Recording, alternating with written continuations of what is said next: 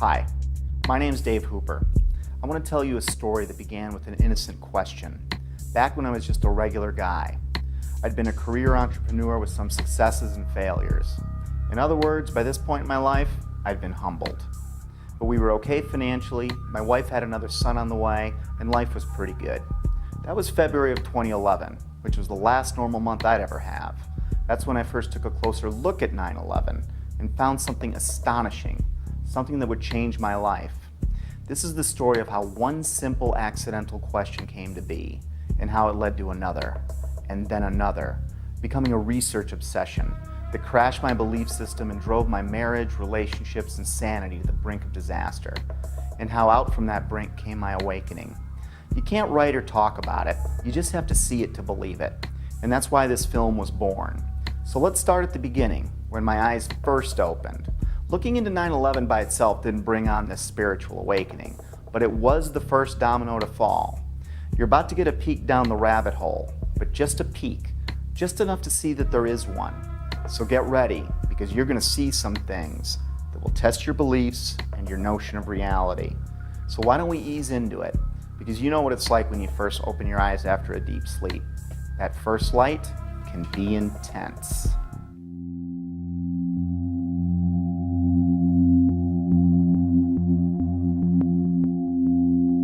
My awakening began with a simple question. It occurred as I watched a familiar clip of President Bush on the morning of 9/11. I didn't realize it then, but this question was about to change my life.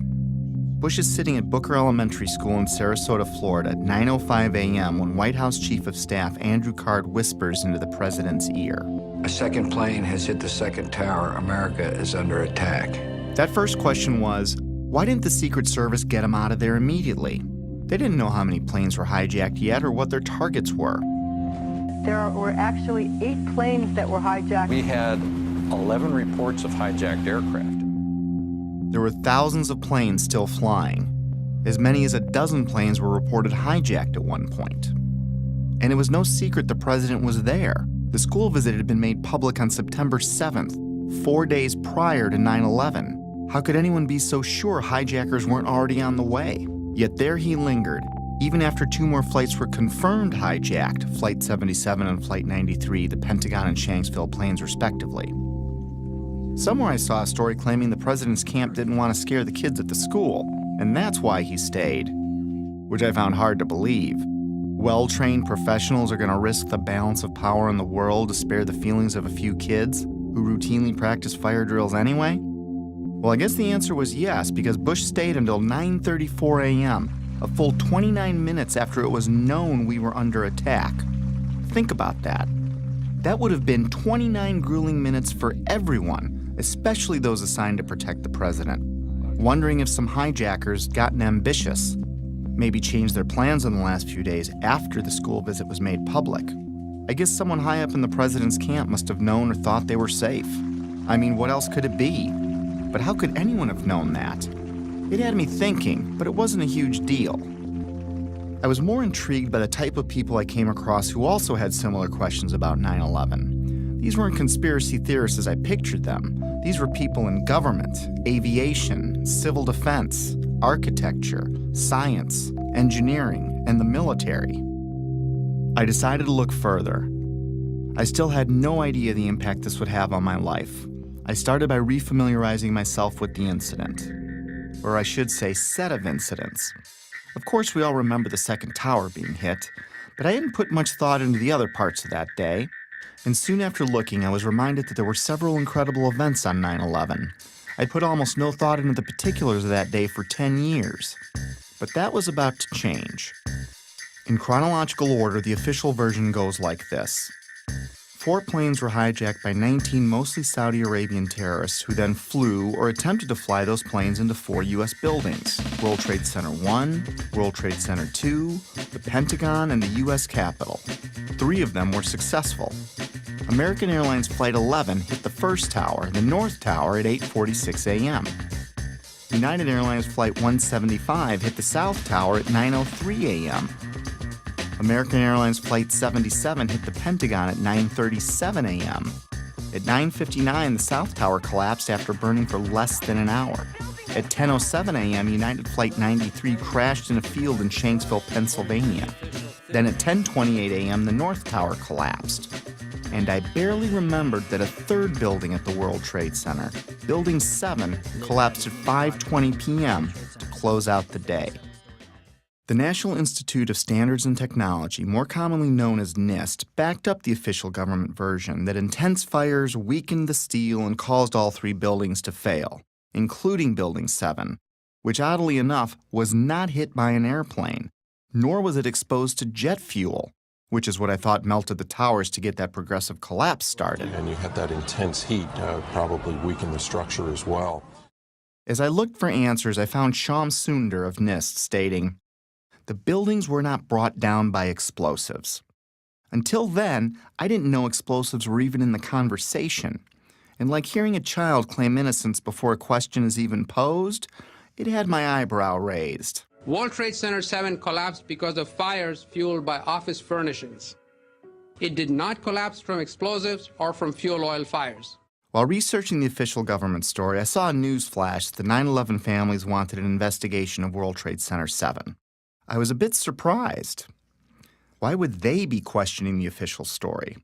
That seemed a little out there, but who could be more invested than they were? So I listened to what they had to say. Our perception of what happened on September 11th is very different from the general public's perception, I'd say, for the most part. I believe that the public is still uninformed about most of the issues that are surrounding them. I just don't think the public at all knows. They want to believe. I think the truth sometimes can be frightening. There's some deep, deep explaining to do. The bottom line is that it needs to be investigated. We have to demand a new investigation. I want justice here. Nobody ever stopped to have a scientific investigation. A scientific investigation. A scientific... What did these families know that I didn't? It's obvious once you look, they've been trying to say something is wrong, and we need to look at 9/11 more closely, especially Building 7. And they weren't alone. I found an endless sea of organizations, rallies, websites, books, and films about that day, but I never really heard about any of them on the evening news. The families and many others were pointing to World Trade Center Building 7, the last one to collapse. I wanted to research what was so special about Building 7. We were only a few days away from launching my new business when I shared with Betsy that I didn't think there was any harm in pushing it back a bit so I could look into Building 7 for myself. This news, combined with the controversial nature of what I was looking into, was met with less than enthusiastic support by my wife, even though she tried to hide it. It was understandable. Remember, our baby was due in a few months, and I was suggesting changes, but they weren't too big and she was okay with it, so I moved forward. And that's how it began. I didn't know it then, but I set us on a course that would lead our marriage to the brink of disaster. But that hadn't happened yet, so let's pick this back up at Building 7. Here are some basic facts. World Trade Center 7, which was located in downtown New York City, is sometimes called the Salomon Brothers Building, but is most commonly referred to as Building 7. With construction beginning in 1984, it benefited from many modern advancements in building technology. It was a 47-story, steel-framed, fireproof skyscraper standing 550 feet tall. It was 300 feet from the nearest tower, the North Tower, or about a football field away. Even though it was one of the largest buildings in Manhattan, it looked small next to the Twin Towers. In September of 2001, Building 7 would have been the tallest building in 33 states. It collapsed at 5:20 p.m. the afternoon of September 11th. Even though Building 7 was not hit by an airplane, The official explanation for all 3 buildings that collapsed was that intense fires weakened the steel, resulting in total symmetrical building failure. The official story goes on to state that in Building 7, column 79 gave out first, starting a progressive failure of the remaining columns, which allowed the building to fall almost as fast as a bowling ball would into its own footprint. If a building that size accidentally collapsed on any other day, it would have been as famous as the Titanic sinking. Yet according to a 2006 Zogby poll, 43% of Americans never even heard of Building 7. Building 7 housed the CIA's largest station outside of Washington, D.C. It also contained the Secret Service's biggest field office. The IRS, Department of Defense, and the SEC also occupied entire floors. The mayor's emergency management bunker was located in the building, but ironically, it wasn't used that day. The rest of the tenants were primarily banks such as Solomon Smith Barney, which occupied the top 17 floors. Many government and SEC documents for cases primarily against Wall Street banks, but also including WorldCom and Enron, were destroyed, crippling the investigation into thousands of cases. At this point, I didn't think anything was too far out of place. I'd come across a few strange things, but I wasn't thinking conspiracy or anything like that. I did, however, find it a little odd that falling debris could set off a chain of events, ultimately turning Building 7 into a pile of rubble. However, I really didn't understand the physics involved, at least not yet. But I didn't need to understand physics to find it pretty strange that the whole building would crash through itself. I've played with Legos. Tip over? Maybe. But to pile drive through itself didn't make sense. At least the Twin Towers were hit by planes, but no plane hit Building 7. Sometimes it's easier for me to tackle complex issues with simple metaphors, so I thought of a stove. Then I imagined what kind of materials would I need to add to the fire so that all 4 legs would collapse simultaneously, and I couldn't answer it.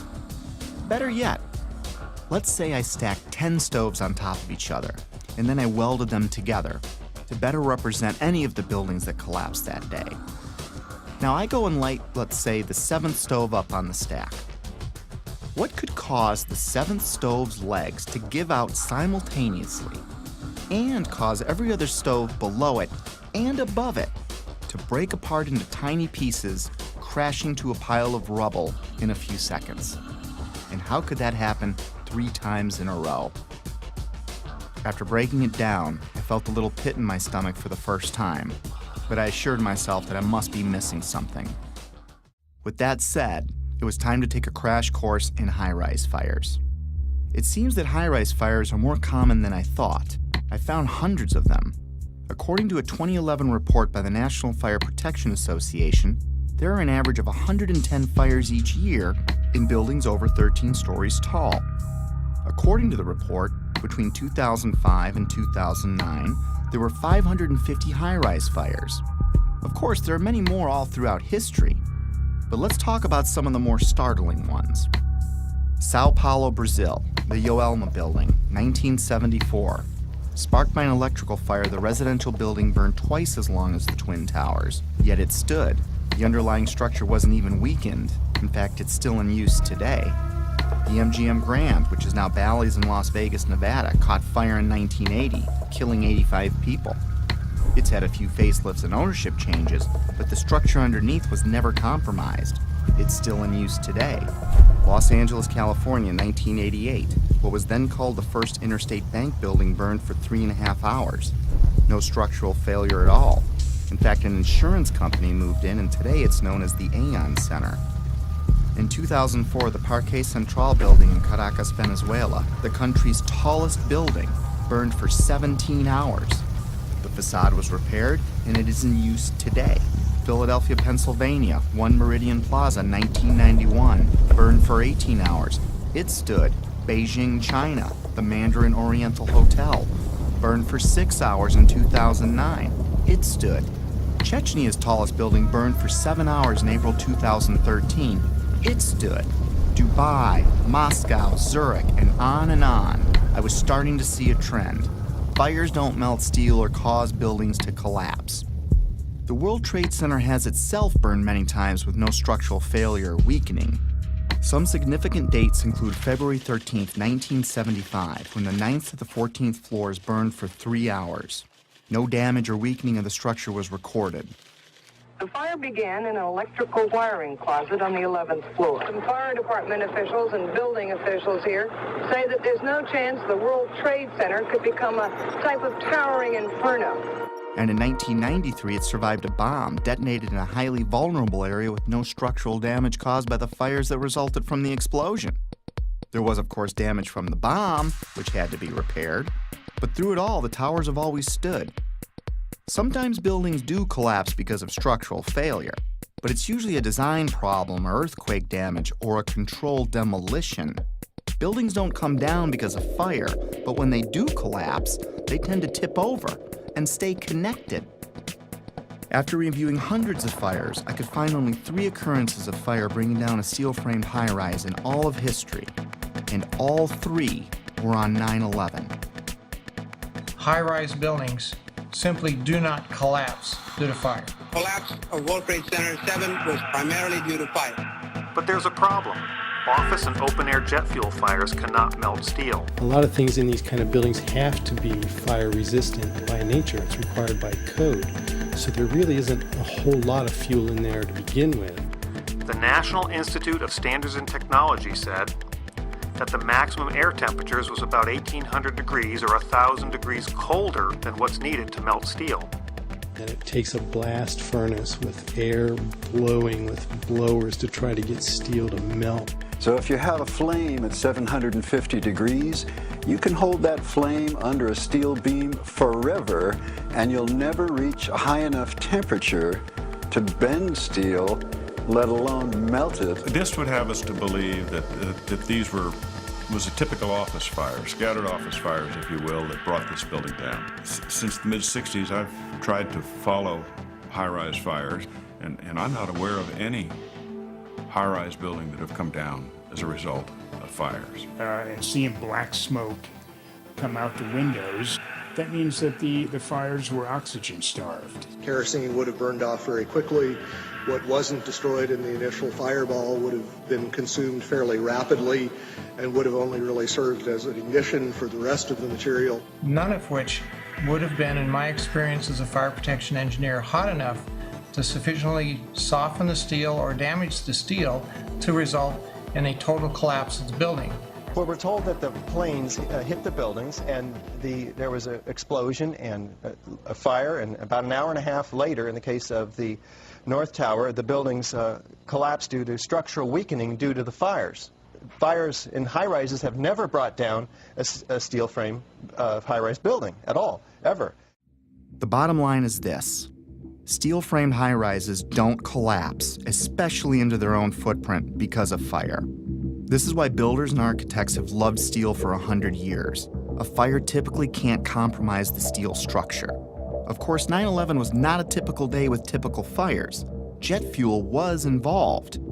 But the kerosene or the jet fuel just can't explain it. Set aside for a minute that only 2 of the buildings were subjected to kerosene. Now think of a kerosene lamp or a kerosene heater. In the history of kerosene lamps, I have never heard of one being melted because the fires were too hot. In fact, the World Trade Center fires were starved of oxygen and therefore heat. You can see it in the black smoke coming from the towers. Yet molten iron was found in the rubble of all 3 buildings. Something else had to provide the heat and energy needed to liquefy, melt, or even microscopically bend the steel in any of those 3 buildings. And unless you work for NIST, scientists agree that neither jet fuel, nor the furnishings inside those buildings could have heated the steel enough to melt it. I was starting to realize that something else must have been involved in the collapse of at least Building 7, if not all 3. Okay, maybe airplanes weakened the structure of the Twin Towers, which we'll be looking into more deeply later. For now, believe it or not, planes have hit many buildings throughout history and none fell. Of course, none were hit with planes as large as the ones on 9/11, but that still leaves Building 7. I couldn't explain it. Can you tell me that if I throw a flaming chunk of metal off of one building, I can make the building next to it collapse in on itself a few hours later? Why do demolition companies even exist if you can just light a few random fires and wait for an implosion? Maybe the steel structure in Building 7 was so badly damaged from falling debris that the entire structure was compromised. It still can't explain the symmetrical collapse, but I looked anyway. Other buildings that have suffered severe structural damage by natural disaster or bombs didn't disintegrate into rubble piles. They stayed together in some way. Even the buildings in the Trade Center complex that suffered worse damage than Building 7 didn't collapse in on themselves. This uneasy feeling was growing, but there was much more to understand about Building 7's collapse, especially before I started jumping to conclusions in my own head. I needed to hear from some experts. It just didn't add up, the way the whole thing sort of pile drove itself into the ground and all at near free fall speed. Collapses straight down into its own footprint at free fall speed. This is uncanny. There's 40,000 tons of structural steel designed to resist this collapse. This building had 40,000 tons of structural steel in its structural system, and that is intended to keep it from going anywhere. The animation sequence from the National Institute of Standards and Technology for their model, their mathematical model of the collapse of Building Number 7. And they have the inside members, that one column gave way, which they claim resulted in the collapse of all the surrounding members, and then this precipitated a global collapse. This would just not be physically possible for a gravitational collapse. According to NIST, the failure occurred at column 79 on level 12. This means basically they're talking about a single columnar collapse or failure that resulted in a total collapse of the building. That just does not make any sense. Regardless of the engineering, the logic tells you that if you have a single failure at some random point in the building, that the entire building is not going to collapse. Buildings don't break that way. The story that just a few columns can cause a synchronized global collapse, an implosion, is, well, that's just nonsense. The exterior columns on the outside as well as on the inside at the bottom would have to be severed almost at the same time. The building would want to topple over. It would want to bend over that weakened area and topple over sideways. What we saw the structures came straight down upon itself. It cannot happen that when you have asymmetric damage, you will get a perfectly symmetrical collapse. At free fall speed. That's impossible. That's a violation of the fundamental law of physics that says that for every action there's an equal and opposite reaction. If you took a billiard ball and dropped at the height of the Twin Towers and you just merely stopped it and started at every floor in free fall, it would take over 1.5 minutes to reach the ground. The buildings were down in 10 seconds. Buildings just don't behave like that. If floors fall, they tend to fall and are braced by the floor directly beneath it. And there's some delay there. And then the next floor falls with 2 floors, and there's some more delay. The buildings actually accelerated as they came down, meaning they were not getting resistance from these massive columns in the center of the core of this building. And when it's all finished, the outside walls from the lower floors are piled one on top of the other right in the middle of the building. So it's fiction to say that a building as modern as World Trade Center 7 comes down with no resistance. Doesn't add up. The official explanation was dead wrong. Just not possible. Not possible. Just doesn't make sense. It's not how it works. It can't happen. Never before in history. It just can't happen. Well, that's just nonsense. And that cannot happen. Couldn't happen. It's fiction. There's definitely much more going on than just fire. This was a controlled event. The symmetry is the smoking gun. In short, the evidence is clear. We are witnessing not the collapse of a building, but its demolition. At the time I was thinking, wait a minute. My heart was pounding, my adrenaline was flowing, and I had a knot in my stomach. You know, the collapse never looked right to me, but then again, I never really thought that it defied the laws of physics. My imagination started to run wild. Could the hijackers have wired the buildings? Maybe the government didn't want us to know how really lax their security was, and that's why they covered up this fact. Maybe it was pre-wired for some reason, but that made no sense. If it was a controlled demolition, it would explain how much of these buildings were reduced to ash. It would explain why the towers fell after burning for only an hour or so. It would explain why they imploded instead of tearing apart. It would explain why they all fell at close to free fall speed. It sure looked like a controlled demolition, in retrospect. I couldn't stop at this point. I needed to know more. Late nights, coffee, research. My life was changing before my very eyes. I had taken my very first step down the rabbit hole. Little did I know how much deeper it would go. By now I knew that fires didn't bring down the buildings. And even if fire could somehow melt steel, the buildings would not have fallen in on themselves. They would have tipped over or torn apart. I was starting to find credible people talking about controlled demolitions and the use of explosives and molten steel. My mind kept wandering, trying to imagine how all this tied together. But first, I still needed to understand more about what happened. And what we find down there is pools of molten iron. What does that mean? Several tons. Exactly. What is that doing there? The first responders see it. The structural engineers see it. It's documented by FEMA, the melting of steel. Normal office fires is what's supposed to have brought these buildings down, along with jet plane impacts. But jet fuel and office fires don't produce molten iron or molten steel. It doesn't begin to melt until 3,000 degrees. At one point, I think there were about 2,800 degrees. See the stuff he's pulling out? Yeah. It's red hot. 8 weeks later, we still got fires burning. The concept of molten iron is very important here. In order to get molten iron, you have to reach unbelievable heat levels. It takes much, much more energy than you could find with any combination of burning office furniture, jet fuel, or gravity. Molten iron can be an indication of the use of thermite. Thermite, thermate, and nanothermite are super hot burning substances used by the military that can cut through steel. It can supply its own oxygen so it can burn underwater. It would explain how fires burned at ground zero for 3 months even after the area was flooded. So thermite would also explain potentially the fact that the fires could not be put out at ground zero. The fires lasted for quite a while. The fires were finally put out on December 13th, 2001, just over 3 months after 9/11, making it the longest burning building fire in recorded history. They burned underwater for much of that time. These fires were a big question mark. But first, it was time to take a closer look at NIST. They are the scientific agency backing the official version of events as most Americans know them. I was hoping they would curb my growing anxiety. Instead, what I learned about NIST made my heart sink. To understand NIST, you need to understand the relationship to explosives. They have vehemently denied that there were any. Not only did they not check for them, they state that none were used. Plain and simple. In fact, they have gone to unbelievable lengths to prove that explosives, or even the evidence of explosives, like pops going off, did not exist. Some people might call it incompetence.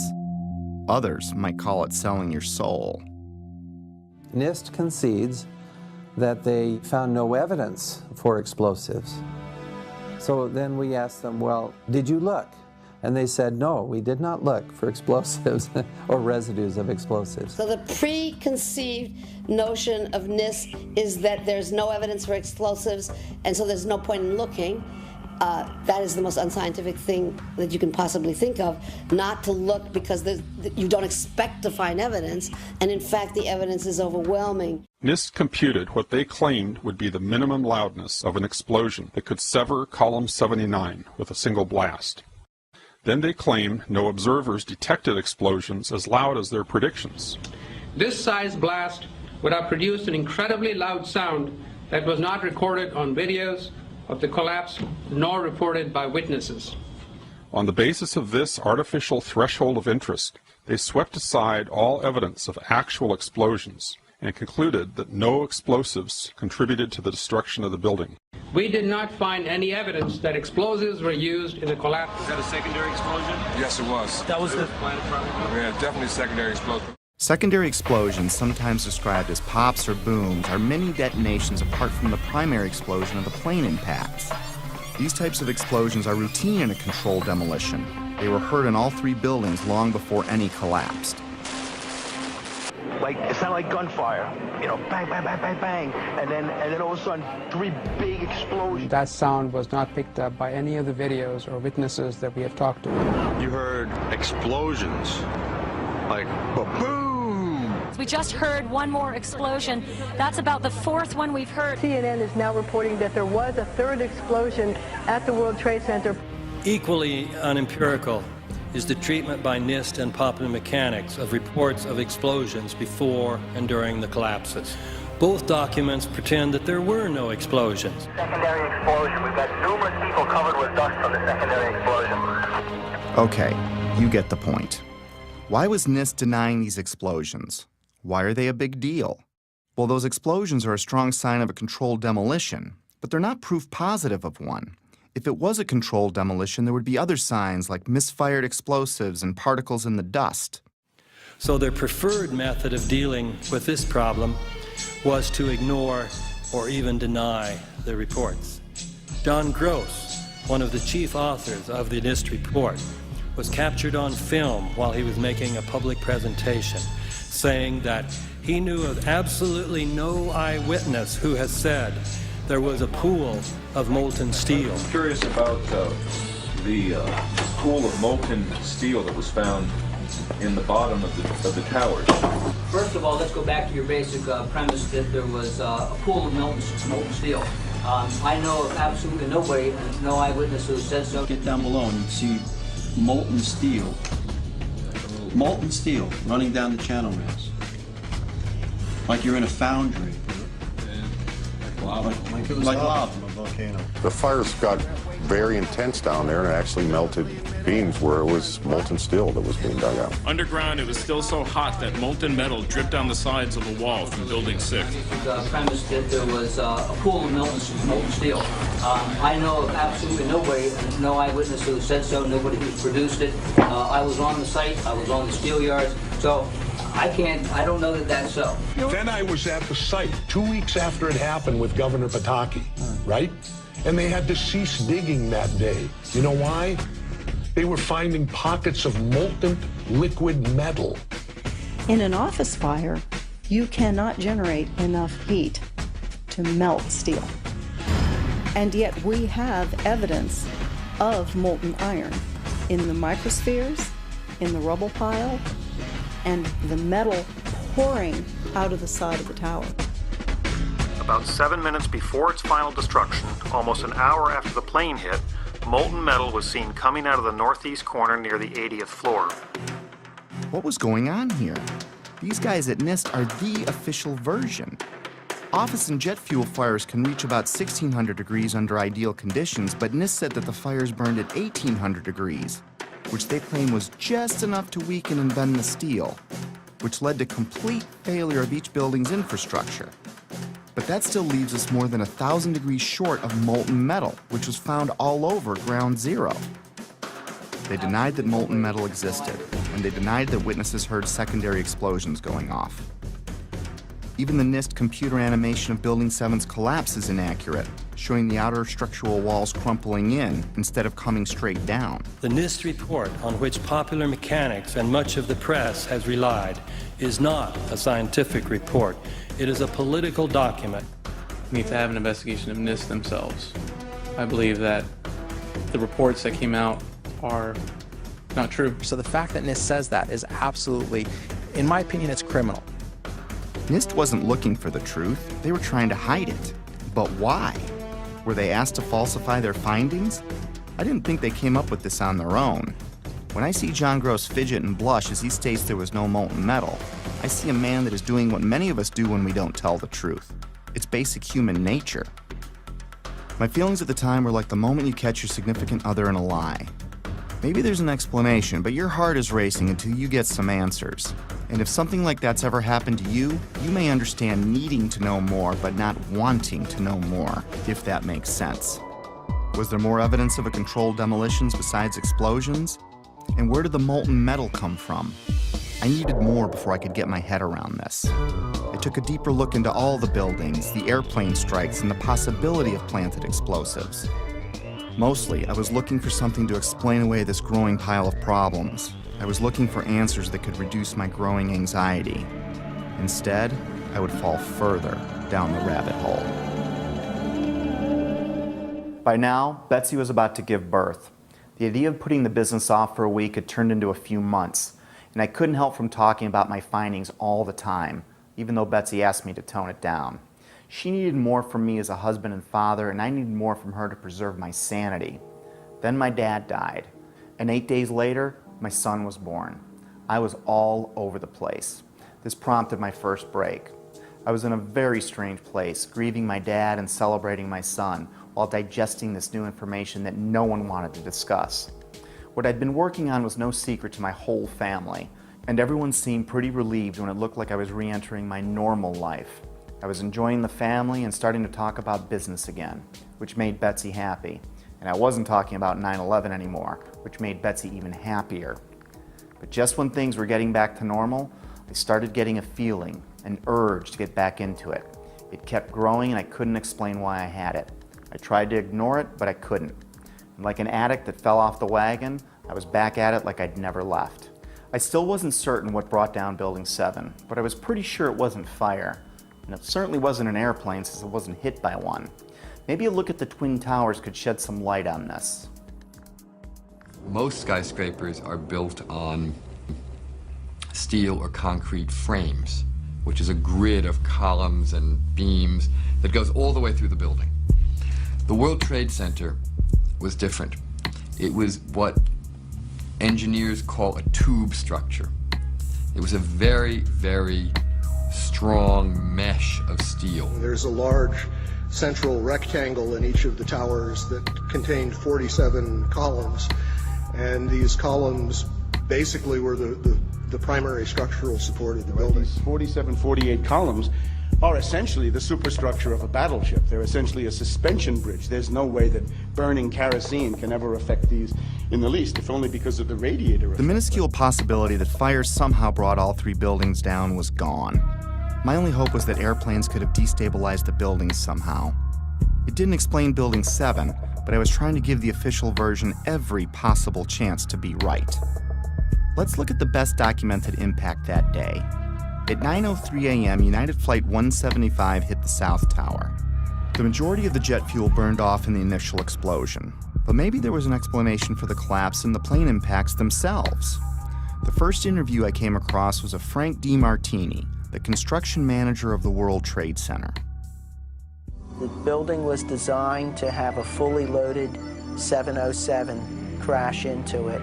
That was the largest plane at the time. The building probably could sustain multiple impacts of jetliners because this structure is like the mosquito netting on your screen door. The jet plane is just a pencil puncturing that screen netting. It really does nothing to the screen netting. But the largest aircraft flying today, at least commercially, the 747, fully loaded, is on the order of 300 tons. So if you think about a 300-ton element crashing into a building that's been designed to carry 13,000 tons, you can see that an aircraft crashing into the World Trade Center would probably not do anything. We designed the buildings to take the impact of the Boeing 707 hitting the building at any location. But the plane had already hit. And what I noticed was the lights were still on in the lobby. That led me to believe that the plane never got to the core columns because the feeds for all these transformers feeding all the light and power in the towers were adjacent to the core columns. Those aircraft and those fires could not cause those buildings to come down in that way. The idea that airplanes could have destabilized the buildings never made much sense to me. The Twin Towers were like a solid iron rod coming out of the ground, supported by another steel building surrounding it. Let's use another metaphor to clarify what I mean. Let's assume a stop sign is like one of the towers. The post is the core and the thin shield of the sign is the Trade Center's outer mesh. If you shot a bullet through the stop sign, the bullet would go through the outer shell and the inner steel core that holds it up.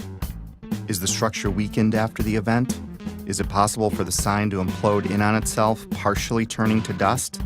Does it matter if it was a flaming bullet that exploded on impact? Could the sign ever collapse in on itself? The plane impact still can't explain the near free fall speed of all three collapses, but I had to look. So if it wasn't fire and it wasn't airplanes, then it wasn't natural. Maybe I needed to look for things that can make something like this happen. And holding off on the who and the why, for now, one step at a time. And it's my expert opinion. As a demolition expert, I was trained by the best the U.S. government has. I served 3 years on Underwater Demolition Team 12. 2 years I was attached to SEAL Team 1. And when I look at the buildings and how they fall and the way they fell, they couldn't have come down without being assisted in some manner. The only way that a building can accelerate as it collapses is by having pre-engineered, precisely timed, and precisely placed explosives. In other words, controlled demolition. The collapse of the building was caused by controlled demolition.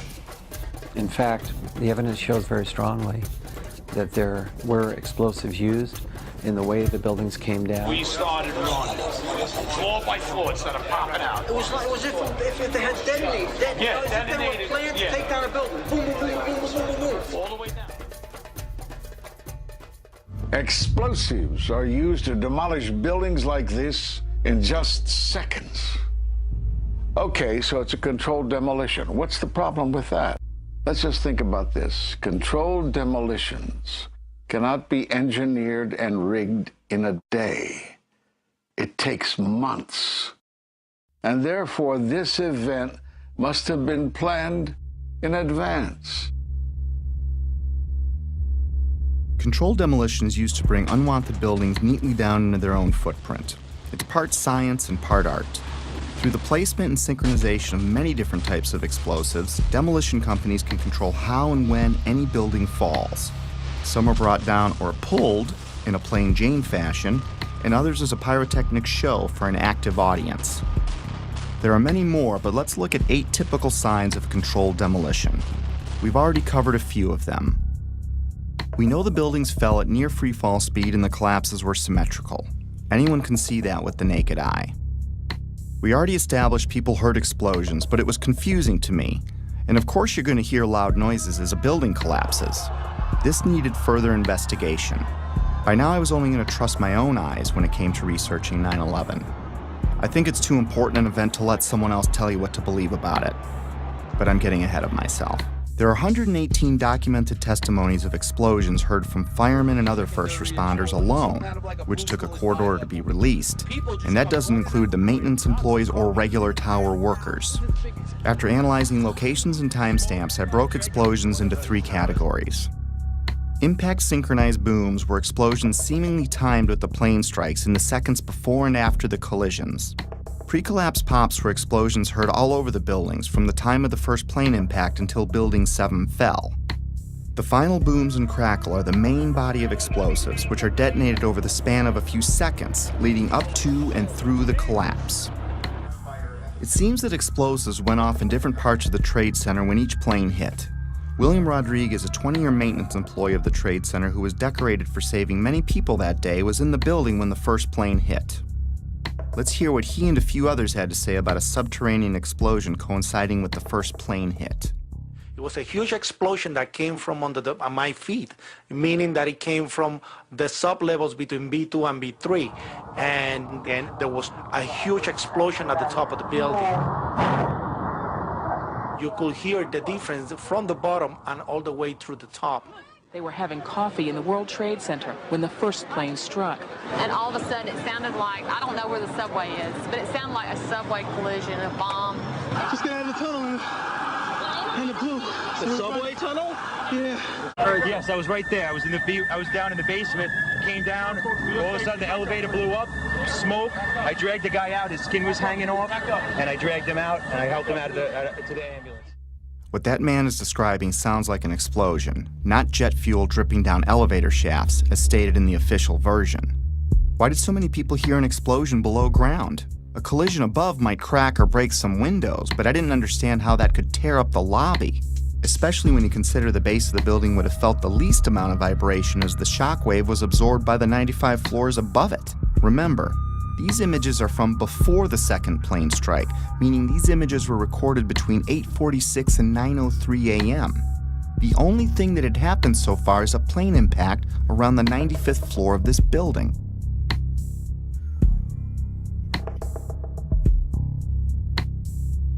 Right away, a guy from the Port Authority told him the damage was somewhere above the 78th floor. And all you had to do was look around. It was obvious. Something had happened right there in the lobby. FDNY fireman John Schrader, whose engine company 10 is across the street from the Trade Center complex, arrived at the first tower hit, the North Tower, within 10 minutes of the impact. We came down, it looked like a bomb went off in the lobby. You know, it wasn't from the jet fuel. No way. The ladies that are with me were in the World Trade Center in the first building and escaped through the lobby, where they report they believe there was a bomb in the lobby. The bomb hit the lobby first, and a couple of seconds in the first plane hit. I mean, I know of people that got killed in the basement. I know of people that got broken legs in the basement. People that got reconstructive surgery because the walls hit them in the face. At the time, I was actually in the subway heading towards the World Trade Center right around Franklin Street. And after the first explosion, the subway station started to fill with smoke. The subway cars started to fill with smoke, and the subways actually stopped. With so many people talking about the explosions at street level, it would make sense that early reports had the FBI and others looking into bombs at the base of the buildings. Apparently what appears to happen was that at the same time two planes hit the building, that the FBI most likely thinks that there was a car or truck packed with explosives underneath the buildings, which also exploded at the same time and brought both of them down. Reason to believe that one of the explosions at the World Trade Center may have been caused by a van that was parked in the building that may have had some type of explosive device in it. I spoke to the chief of safety for the New York City Fire Department. He received word of the possibility of a secondary device, that is another bomb going off. There was another explosion which took place. According to his theory, he thinks that there were actually devices that were planted in the building. Jenny Carr was recording a business meeting near the Trade Center at 8:46 a.m. on 9/11 when we hear the basement explosion. 9 seconds later, we can hear the first plane hitting the North Tower.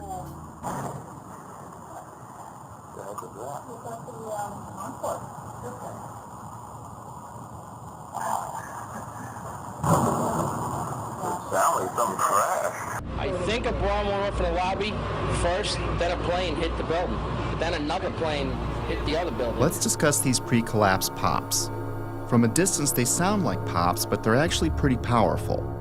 Hundreds of secondary explosions were reported at various times prior to the collapse of all three buildings. In a controlled demolition, these bangs are shaped charge explosive blowing out beams before a collapse. They can be programmed to go off hours or seconds before an implosion. These were mostly reported as secondary explosions by the first responders and reporters. We've heard reports of secondary explosions after the aircraft impact. Then somebody said that they saw an airliner go into one of those towers.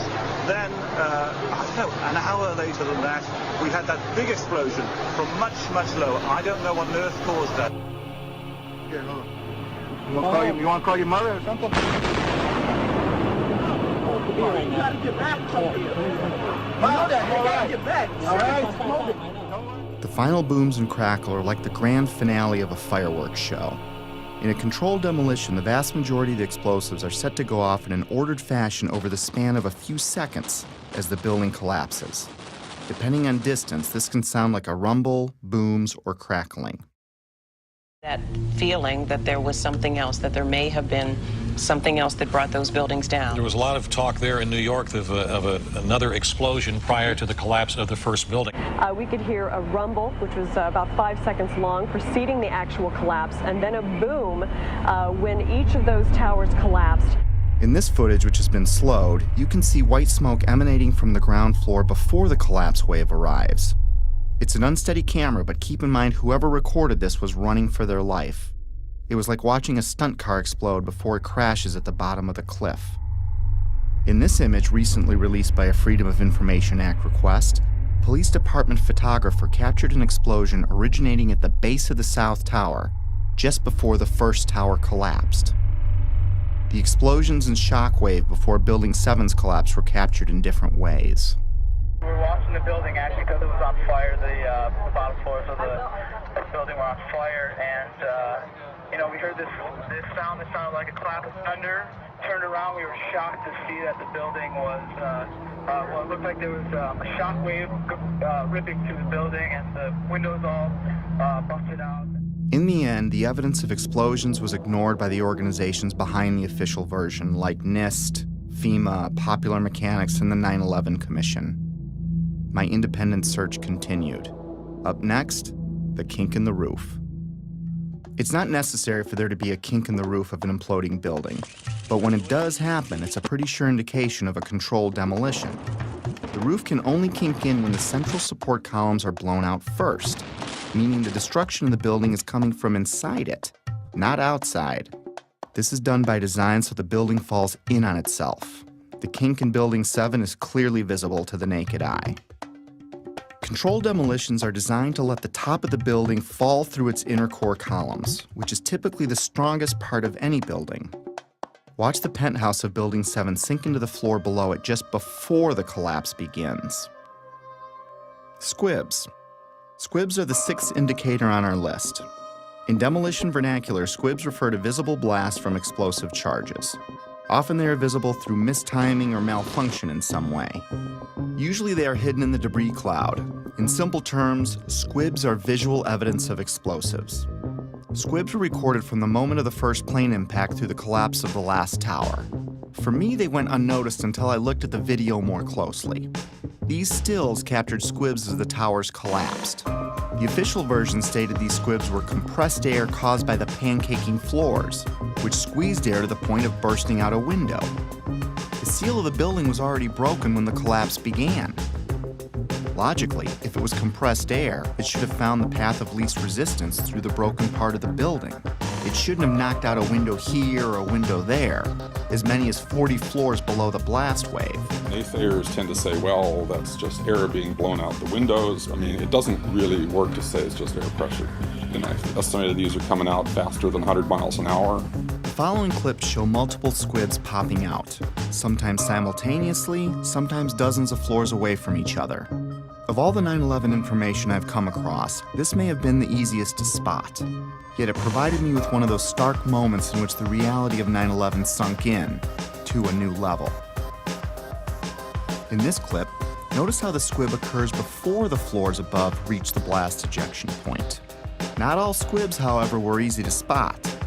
Remember how we discussed explosions that were timed to go off with the plane impacts? Well, this is the first plane impact. Notice the dark brown smoke coming out of the top floor of the tower. This smoke is already dissipating before the plane strikes the building. In this segment, the NBC camera is pointed at the north tower. The first tower hit. In a few seconds, the second tower is going to be hit. You'll know it when it happens because of the reporter's voice and the fireball in the lower left corner of the screen. Now keep your eye on the east facade, the one on the left. Notice how several tiny explosions go off as the second plane hits the other building, perhaps in an effort to mask some necessary work prior to its demolition, as I was thinking at the time. Oh, another one just hit. Something else just hit. The seventh characteristic of a planned implosion is what's called a demolition wave. It's the path of destruction in a controlled demolition. It is a visible wave of explosions moving down the columns of a building just ahead of or at the speed of gravity. This array of synchronized explosives is timed to blow out floors beneath the collapse wave as the floors above reach the floors below, thus allowing a drop at approaching freefall speed. Again, let's slow down the film for some of these. When slowed down, you can see how the explosions are timed to go off, floor by floor. In this clip, you can clearly see a demolition wave proceeding down a column mostly hidden by the umbrella of the falling debris pile. Look to the right of the black line. It's a bit grainy because of the zoom. Here it is again without the black line. You can see synced explosives cutting a path down the building. The demolition wave can be hard to see with an untrained eye because it happens so fast. I've tried to highlight a few more examples in the following clips.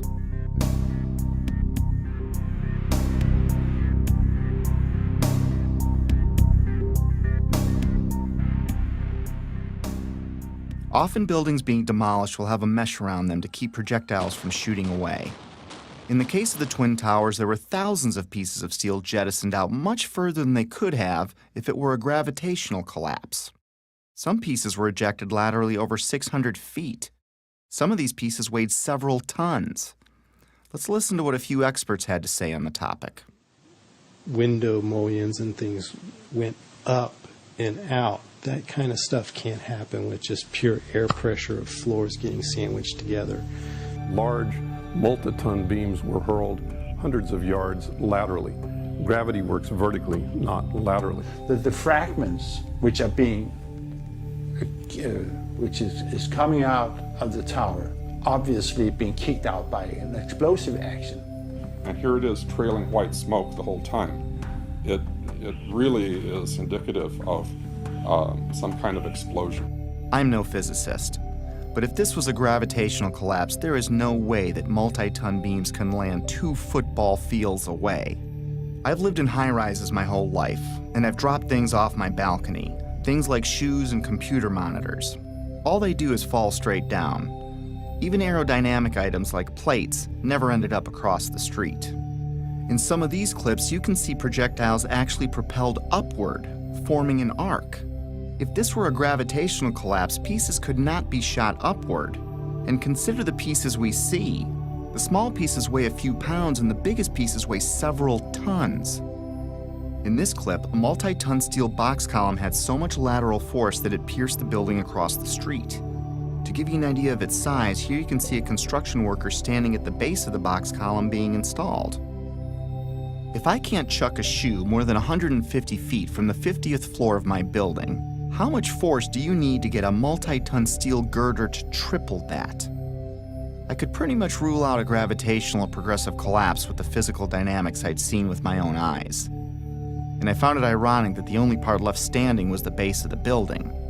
Even though the whole building landed on it, it was the only part of the building whose columns did not become dismembered. Perhaps that says something about the difficulty in wiring the atrium of the towers. And maybe these columns at the base did what the rest of the building should have done, and that is stay together in some way. Just a personal observation I'd made at the time. Of course I've been wondering how the hijackers wired the buildings. It was the only thing that still made any sense, even if barely. But I stopped wondering how the hijackers did it when I learned what was found in the ground zero dust. Even though the cleanup and removal of the ground zero evidence began within hours of the attacks, not all of it was removed. Many different dust samples were analyzed by scientists all over the world, and what they concluded put the final nail in the coffin of the official story for me. We touched on thermite earlier, but we're going to look into it more deeply for reasons you'll soon understand. Thermite is a chemical mixture, usually of metal oxide and aluminum powder, with several variations. It's often used in fireworks, underwater welding, and military weapons. It can also be used to cut steel beams. When thermite is detonated, it leaves traces of itself in the debris, like perfectly round microscopic spheres of iron, and unexploded thermite itself, both of which were found in the ground zero dust. The fact that explosive residue was found in the dust didn't surprise me, at least not by now. I already knew in my heart it was a controlled demolition. What rocked me was the type of thermite found. You see, it was a special type of thermite called nanothermite, and it meant that the odds that the hijackers could have done this dropped to near zero. My belief system kept taking more hits, which we'll discuss in a bit. For now, though, let's have the experts walk us through the basics. In 3 different samples from 3 independent researchers, the R.J. Lee Company, the USGS, and Dr. Stephen Jones's work. All 3 separately found these microspheres. As much as 6% of the World Trade Center dust consisted of tiny, previously molten iron spheres. You cannot get a perfectly round sphere of metal from the building tearing apart. The only way you can get that is by starting with a molten liquid. Then the hydrostatic pressure will create the perfectly round sphere as it solidifies. So what produced all that molten iron? Well, it has in it the chemical evidence of a special incendiary, which is thermite, a high-tech incendiary used to cut through steel like a hot knife through butter. These spheres have iron, aluminum, fluorine, manganese, very unusual elements associated only with thermite. And there's small chips of unignited thermite as well. In the dust, we found what we characterize as unreacted thermitic material in the shape of some very tiny red-gray chips. We captured the residue after the material had been heated. The red-gray chips, as we ignite them, produce spheres that have iron and aluminum, just like we see in the dust in abundance. And the composition was very, very similar. And that led to the conclusion of the paper, which was, we've got some form of thermite in these red-gray chips. What I can confirm also is that these chips, the red layer is thermitic. It does produce molten iron. I've heard this argument that somehow perhaps someone seeded these samples with nanothermite. There have been some that have argued that these red-gray chips could be paint of some form. I've also heard the argument that perhaps the falling buildings just generated this nanothermite. Well, no. So it wasn't, the red-gray chips are not the primer paint that was used on the WTC steel. These chips are not naturally occurring. They are not going to form because some materials fall down in a building and touch each other and get compressed together. That's just not what this material is.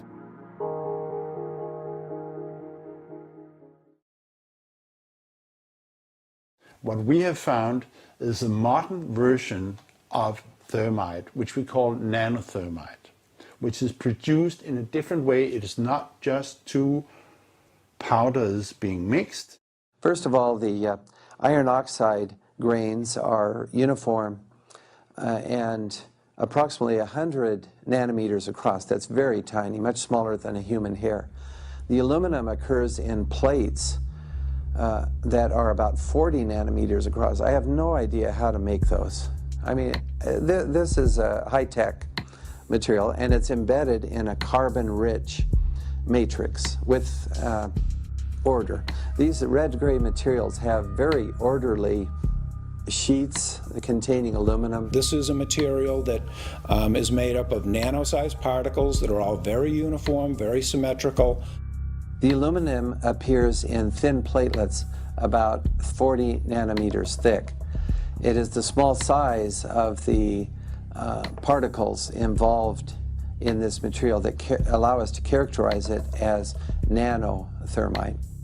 These really are sophisticated materials and probably only developed in a laboratory.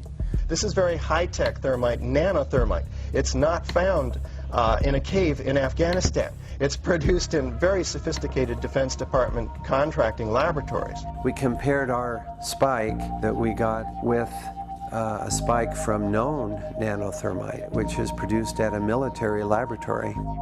Their measured energy released with known nanothermite was less than these red-gray chips. What we are dealing with, I think, in World Trade Center is modern military material which is unknown to the general public.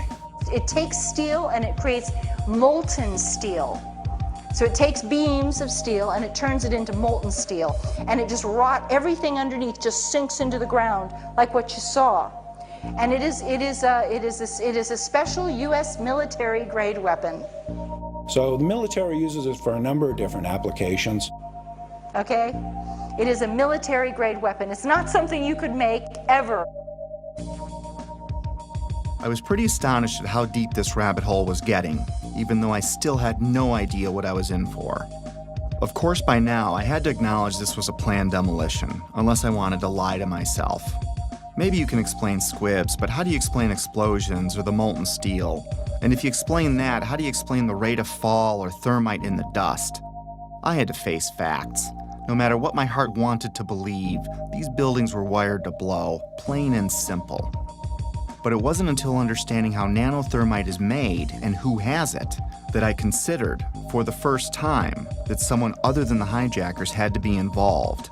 And as scary as it was to consider, it might even be homegrown. Hundreds of questions kept flooding in.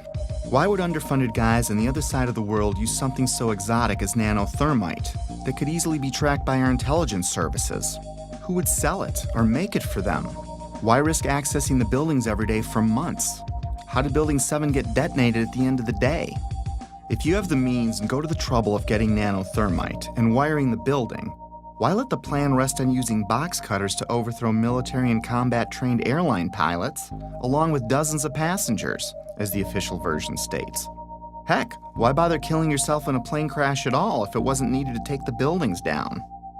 I had no idea what I was staring at least not yet, but a few puzzle pieces had been filled in. I knew that the buildings were brought down by controlled demolition, military thermite was used, NIST was being used to sell a lie, and someone wanted us to think that planes had caused this. I kept replaying the event in my head over and over, assimilating each new piece of information as I discovered it. And like a retreating army, my line in the sand about what could have really happened kept moving further and further back, and getting closer to home. But I was on a mission, and I was obsessed to find out the truth. Researching late every night was disrupting my home life again, and my wife still didn't see eye to eye with me about 9/11. Back then, she still believed the official version, but she hadn't seen what I had. For a time, she even thought I was losing it. For a time, I wondered it myself, because I was coming across things I had a hard time believing. My former dismissive, conventional thinking self was fading away as my eyes continued to open, causing changes in my belief system and further destabilizing our home. It was harder than ever to drop the subject. Rifts were developing in other relationships too. I was angry at everything and everyone, from God to the government to anyone that didn't want to hear or believe what I had to say. I became a bit reclusive as I dug deeper. If the building was wired, lots of people had to get past security every day for a while. Remember when I said I lived in high-rises my whole life? Well, I worked in them too. And there is no way you can access buildings like those without the building security knowing. Lots of equipment had to be brought in. Authorization forms would need to be filled out. There would be drilling and pounding and dust in the ventilation ducts. Whoever was coming in would need a plausible reason to be there. They would need access to the elevator shafts. They would be taking incredible risks each day unless they had permission to access the guts of the building. Anybody who's ever watched a building being demolished on purpose knows that if you're going to do this, you have to get at the under infrastructure of a building and bring it down. The columns could have been set up with explosive devices during the off-hour operations of the building by elevator company personnel. It wouldn't be a problem once you gained access to the elevator shafts. How about an elevator modernization, which we know was going on the 9 months prior to 9/11? There are people who noted that the elevators were locked in turn and that there were guards placed at these locked elevators during the modernization. And in the case of a steel frame building, that means we load them with RDX cutting charges, which are loaded with individual delays, sometimes as many as 2 to 3 different delays on a given floor. I was sick to death of the dust which was appearing on the windowsills. It was dirty grey and very, very noticeable in that week leading up to 9/11. There were workers throughout the World Trade Center that had access to the hoistway, which is immediately adjacent to the core columns and beams in the building. The fact that there were visitors, like engineers of some kind, wandering around the floors, carrying toolboxes and cables and so on. We're talking about several tons of nanothermite and ordinary thermite. One would have to have access through security. Video cameras caught trucks arriving at the World Trade Center from about August 23rd until every night until about September 2nd, September 3rd. And the trucks were arriving at about 3 o'clock in the morning when everybody else had left the building, including the janitorial trucks. Something was brought into that building that would help with the detonation. There may have been work done on the detonation before. It may have been going on for months, but whatever they needed at the very end, they came and brought in that 10-day period. The 9/11 Commission also does not tell you that Marvin Bush, the president's brother, and their cousin, Wirt Walker, were the principals of the company that was in charge of security for the World Trade Center. They don't, man, yeah. The jaw-dropping coincidences kept piling up. I learned that Stratesec was a security company which used to be called Securicom, and they didn't just handle security for the World Trade Center complex. They had contracts with Dulles International Airport, from where Flight 93 departed, and United Airlines, accounting for most of the security breakdowns on 9/11. And another thing, Stratesec also handles security for Los Alamos National Labs, one of the only places on the planet that can produce the nanothermite found in the ground zero dust. The odds are pretty astonishing that one company can link so many vital elements of 9/11. But more astonishing is there's no mention of Stratesec or Securicom in the entire 567-page 9/11 Commission report. Of course, that was no surprise by now. Did I forget to mention that that same 9/11 Commission did not mention the collapse of Building 7 in the entire report either? Why is there not a word about the collapse of that building in the 9/11 Commission report? We didn't see any evidence of the kind of thing you're talking about. I didn't think this was something done by terrorists anymore, nor did I think this was done by any one man, even if a president. How does he get nanothermite? How does he get NORAD, the FAA, and our air defenses to look the other way? Or get access to the interior of all 3 towers? Or get 19 guys to kill themselves? Or get NIST and the 9/11 Commission to tank their investigations? Or keep the media quiet? Or keep a rival administration from exposing it? No. This seemed much bigger than even a president, and impossible for a man on the run. If someone like me with no budget or staff can find something clearly wrong with Building 7's collapse, how could an entire government commission fail to mention it in their report?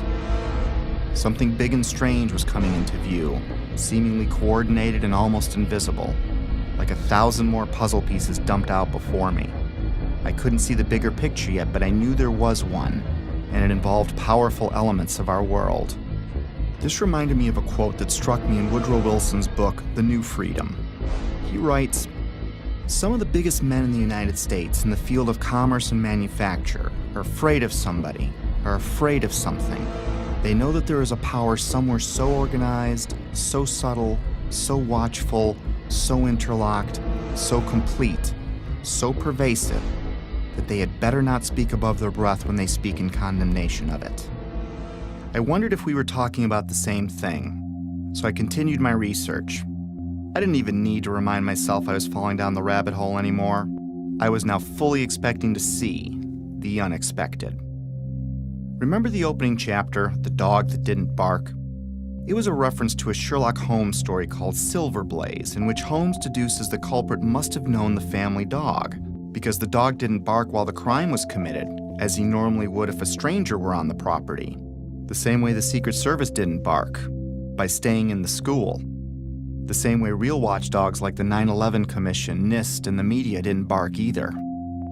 Lots of people, including politicians, the media, and emergency workers on the ground, knew Building 7 was going to come down well ahead of time, as impossible an event as that was. But even then, they said, hey, you know, like, you got to stay behind this line because they're thinking about taking this building down. They're not sure if it's stable or not.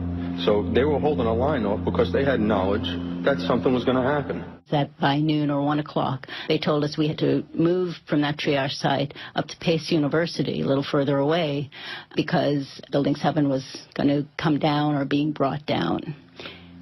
Did they actually use the word brought down, and who was it that was telling you this? The fire department, and they did use the word, we're going to have to bring it down.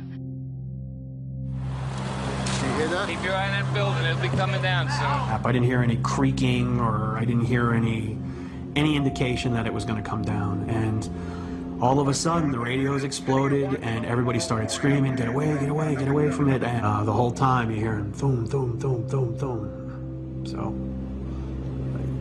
I think I know an explosion when I hear it. We are on the phone with New York Fire Department Lieutenant David Restuccio. Can you confirm it was number 7 that just went in? Yes, sir. And you guys knew this was coming all day?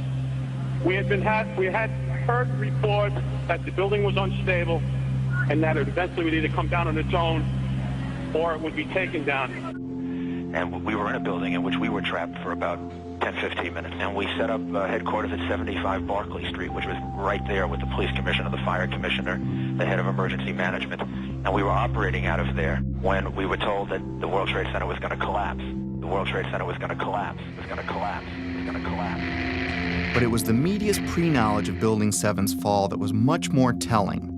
Several news outlets around the world reported the collapse of Building 7 long before it happened. I listened closely to these segments. Considering Building 7 wasn't hit by an airplane and no high-rise has ever collapsed because of fire, how was it that all these different news agencies reported it before it happened?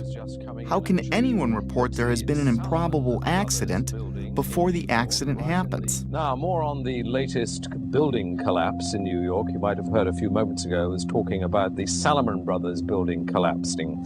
And indeed it has. Apparently that's only a few hundred yards away from where the World Trade Center towers were. That one of the other buildings, Building 7, in the World Trade Center complex is on fire and has either collapsed or is collapsing. That has structural damage as well.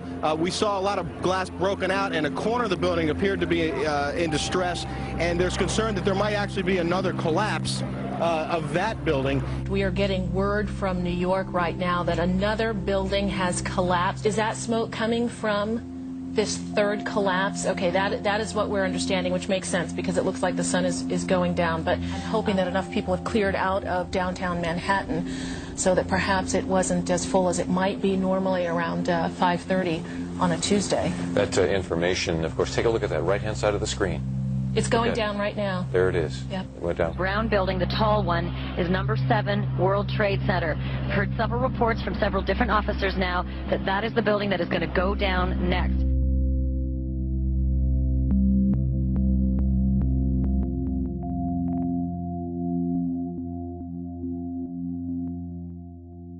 The media has played an important role in shaping the official story, even to this day. The idea that the buildings fell because of planes and fire was instilled in the public's conscience early and often on 9/11, and it started before any buildings fell. And that perhaps they're buckling under the force of the collision or the hole that's resulted from these two planes. My sense is that just the velocity of the plane and the fact that you have a plane filled with fuel hitting that building that burned. So structural damage, as you had suggested, probably led to this building going down. We are seeing... It was because the building had been weakened during this morning's attacks. And then I witnessed both towers collapse, one first and then the second, mostly due to structural failure because the fire was just too intense. And now we are told that there's a fire there and that building may collapse as well as you can. Pictures of airplanes flying into buildings, fires burning, huge structures collapsing, have filled us with disbelief. Metaphor time. Let's say your local TV news breaks in with a report of a car accident at the corner of Main and First Avenue because a car blew out a tire, swerved into a tanker truck, and it exploded. Now your office is at that corner, so you go out and look, but everything looks fine. You flip stations and other stations are reporting it too, using different wire services even. As you stare out the window wondering where there's another Main and First Avenue, a car drives into a parked gas truck and it explodes. Have you witnessed a miracle or a staged event?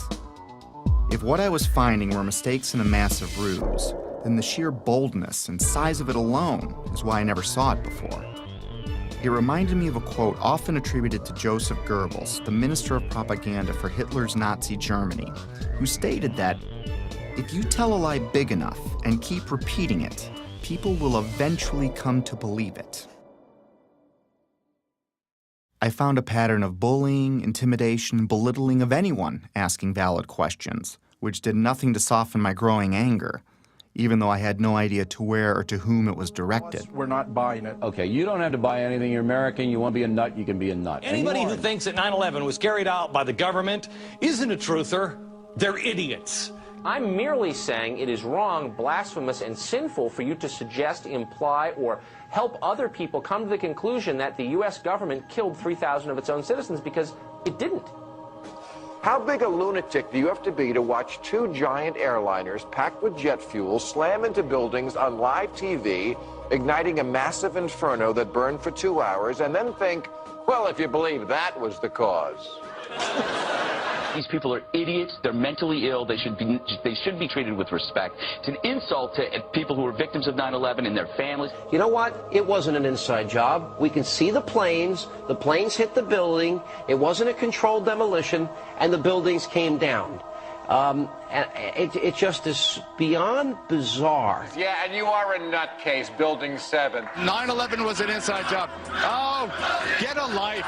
Get a life. 9/11 was an inside job. You're like the guys who think that the space aliens kidnapped Elvis or something like that. That's where you are. I didn't think it was an accident that every question is uniformly dismissed. I couldn't find a familiar journalist that seriously entertained these obvious questions that anyone would have. Could I really be onto something that the media couldn't see? Or were they trying to keep me from seeing something they did? Most reasonable people would question the official story after seeing what we've seen.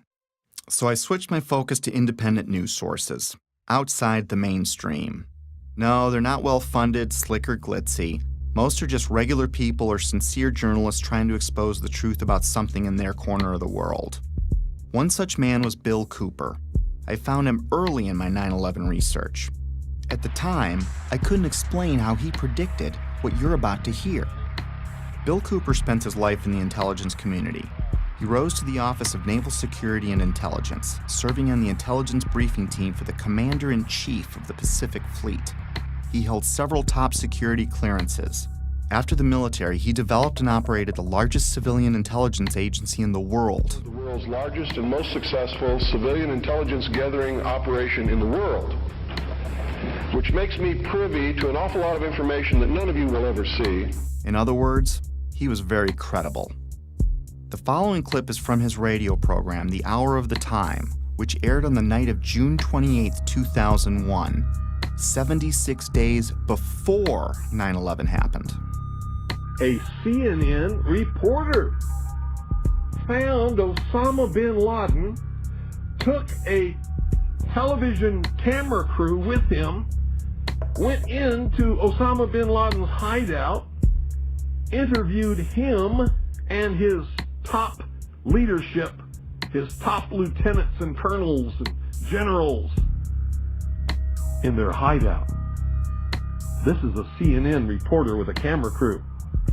And he came out and told everybody, within 3 weeks, Osama bin Laden is going to attack the United States and Israel. Now, don't you think that's kind of strange, folks? You see, because the largest intelligence apparatus in the world, with the biggest budget in the history of the world, has been looking for Osama bin Laden for years and years and years, and can't find him. And whatever is going to happen that they're going to blame on Osama bin Laden, don't you even believe it. When in hell are all you people going to wake up? All these early news reports were glaring misfires in what seemed to be an otherwise coordinated media campaign. Misfires not unlike the ones meant to coincide with the first plane impact. Little mistakes that my untrained eye never picked up before, but that I was now finding all over, spawning even more questions, and fueling the early stages of what would become my spiritual awakening. As I continued finding evidence leading me away from the official version, it was not surprising the main body of evidence was being removed within hours of the attacks, cleaning up a crime scene with no real investigation. Because what they did immediately after 9/11 was they started removing the steel, the debris from Tower 7 and all the towers immediately. 400 truckloads per day of material were taken away from the World Trade Center site and sent to China for recycling. There were laws violated in the destruction of that evidence. I was starting to believe that things like the immediate cleanup were probably no accident. And to discover what was really happening, I'd need to find the ones behind the cleanup and the coordinated media and NIST and FEMA, the Federal Emergency Management Agency, which in another huge coincidence arrived at New York for a training exercise on Monday, September 10th, the night before 9/11, which is convenient as they oversaw the cleanup of Ground Zero. To be honest with you, we arrived on late Monday night and went into action on Tuesday morning. And not until today did we get a full opportunity to work. Over time, it got easier to find puzzle pieces, like the following testimony by Norman Mineta, the Secretary of Transportation in 2001, who was with Vice President Dick Cheney on the morning of 9/11. And like so much other important information, this interview would also be left out of the 9/11 Commission report.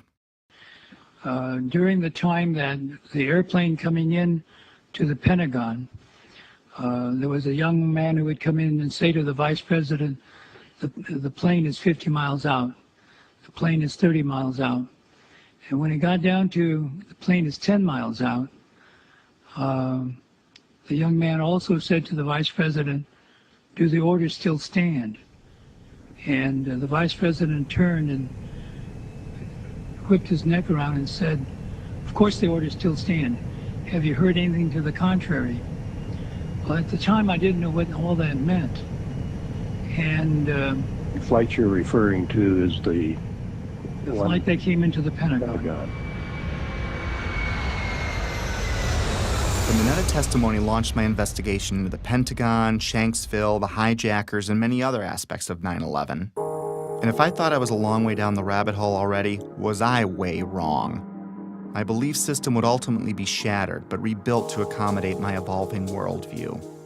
Back then, however, I was only a few months into my investigation, and I was going through a full scope of emotions, and frankly, having a difficult time handling all of them.